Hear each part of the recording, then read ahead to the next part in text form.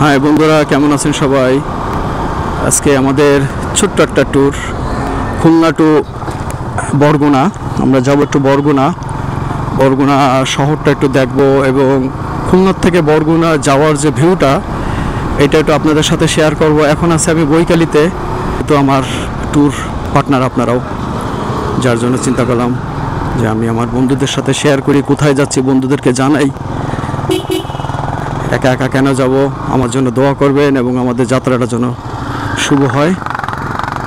আমার বন্ধুরা আমার জন্য দোয়া করবেন এবং আমার যারা ভাইরা যারা আছেন, আমার যারা সাবস্ক্রাইবার যারা আছেন, সবাই আমার জন্য দোয়া করবেন এবং আপনাদের সাপোর্ট পাচ্ছি খুবই, আলহামদুলিল্লাহ।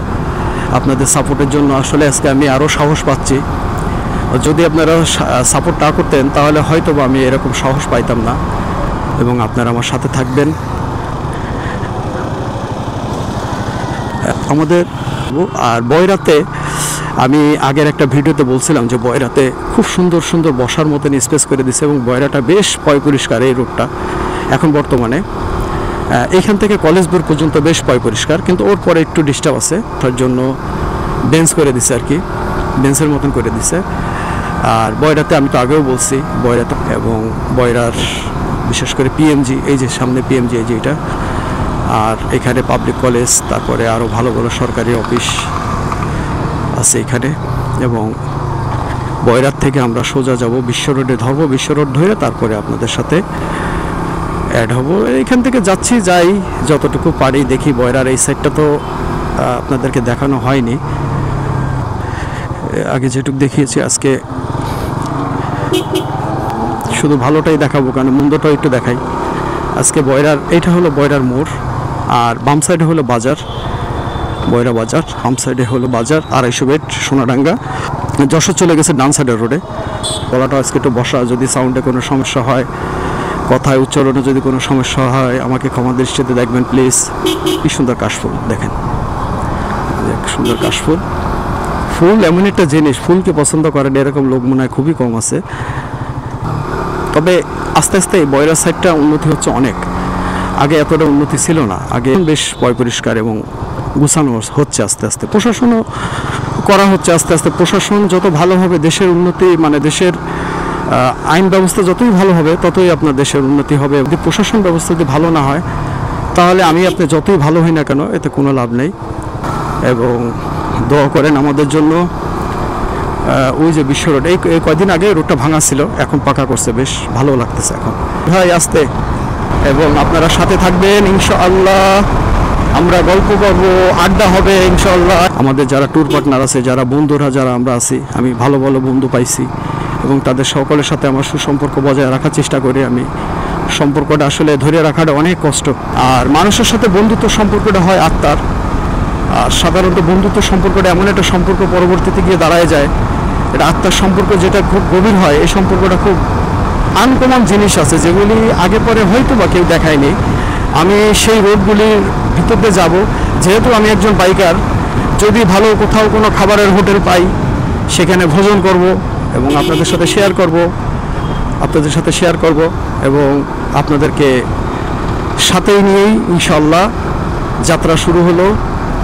আমার আল্লাহর রহমত আমার প্রতি জন্য থাকে ইনশাআল্লাহ, এবং আছে। যদি না থাকতো তাহলে তো রওনা দিতে পারতাম না। এবং আপনারা সাথে থাকবেন, আমরা গল্প করব, আড্ডা মারব এবং ট্যুর করব।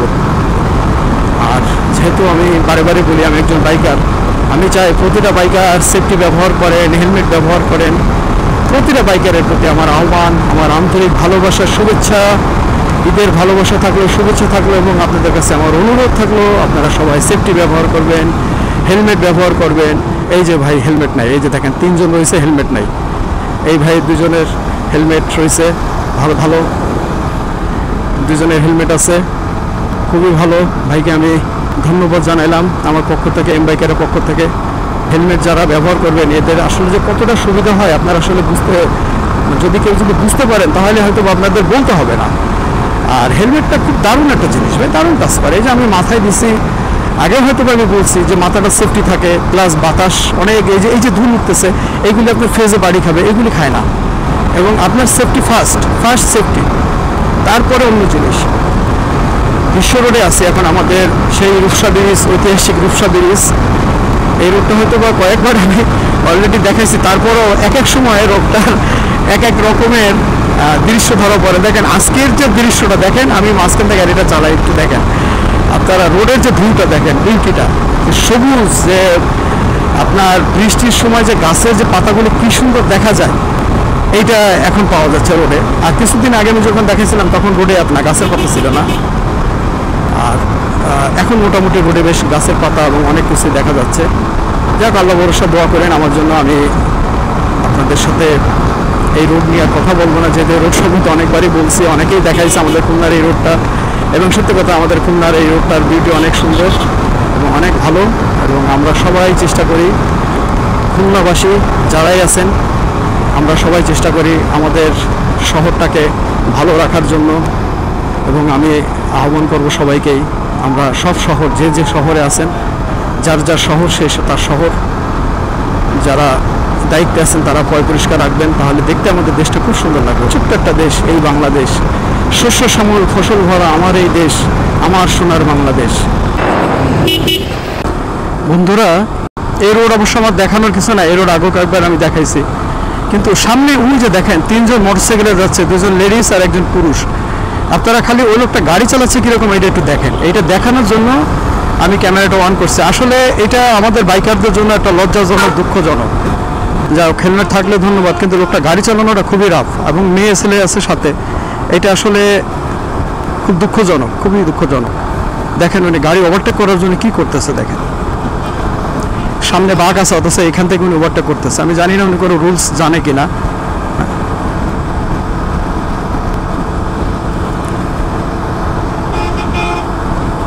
দেখেন কি করতেছে, দেখছেন পিছনে যে মেয়েটা আছে, মেয়েটার বয়স অল্প বয়সের বাচ্চা মেয়ে হয়তো বা। দেখেন পাওটা কিভাবে রাখছে, মেয়েটা পাও রাখতে পারতেছে না, অথচ উনি গাড়ি চালাচ্ছে এমনভাবে, খুব রাফ গাড়ি চালাচ্ছে। ওই দেখেন, দেখছেন এখনই গেছিল।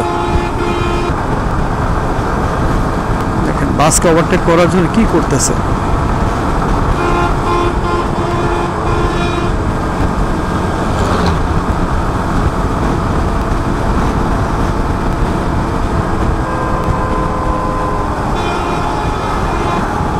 ঈদের দিন দেখেন, ঈদের পরের দিন, অবশ্য আজকে ঈদের দ্বিতীয় দিন, সে ওভারটেক করার জন্য পাগল হয়ে গেছে। অথচ গাড়ি কিন্তু খারাপ না, স্পিডে ভালোই চলতেছে, প্রায় 75, বাস চলতেছে প্রায় 80। ওকে ওভারটেক করতে গেলে আমাদের হয়তো ওনাকে 90 রাখতে হবে, 10 তো বেশি রাখতেই হবে ওভারটেক করতে গেলে।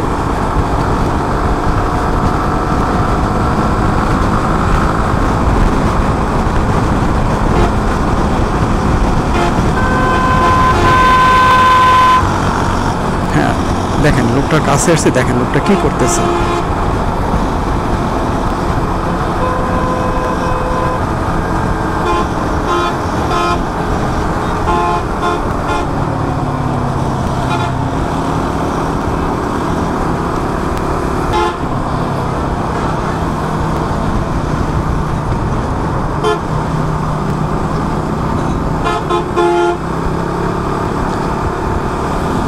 আর বাসালেও বেশ নাদান লোক, ওভারটেক করতে ওকে দেবে না। ভালো ভালো বাসালাও ভালো।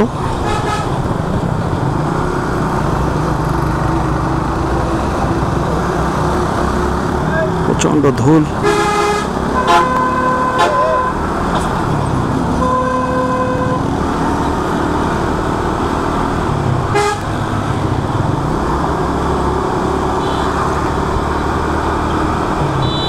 যেহেতু টার্নিং আছে, এখান থেকে ওভারটেক না করাটাই উত্তম।